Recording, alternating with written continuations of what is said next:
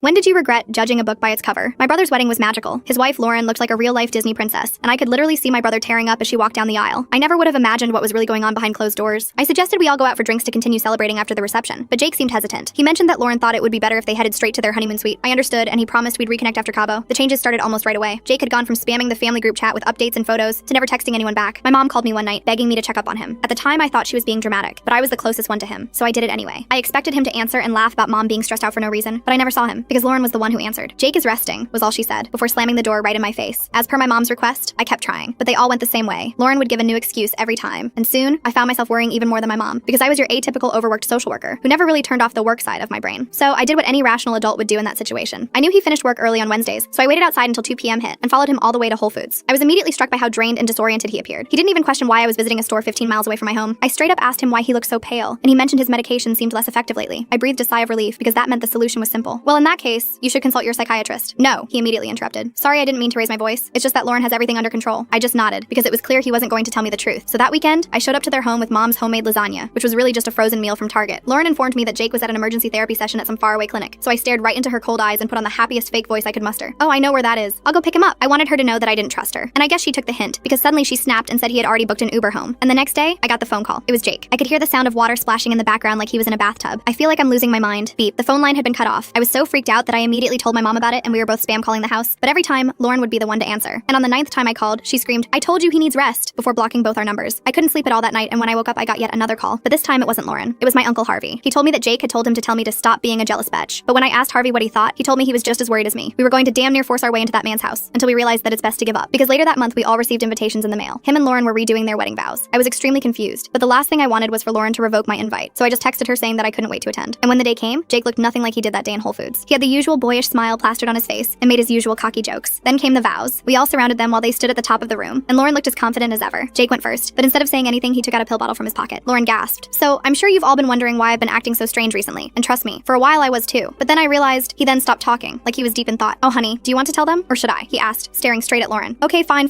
I'll tell them. Lauren here has been replacing all my medication with placebos, so my entire life has been haunted by my schizophrenic psychosis spells every single day." The entire room went so quiet you could hear a pin drop, and in a moment of quick thinking, Lauren walked right up to me and slapped me in the face. "I know you put him up to this, you barren bitch." My brother pulled her off of me, and my Uncle Harvey was a police officer, so she ended up being charged with 3 years in prison, and my brother was finally set free from her evil little gremlin hands. But what I didn't anticipate was the jails being overcrowded, and her being let out on good behavior after just 2 weeks in a cell. Because for the entirety of her stay, there was just one thing on her mind: getting revenge on me. Full story on channel, linked below.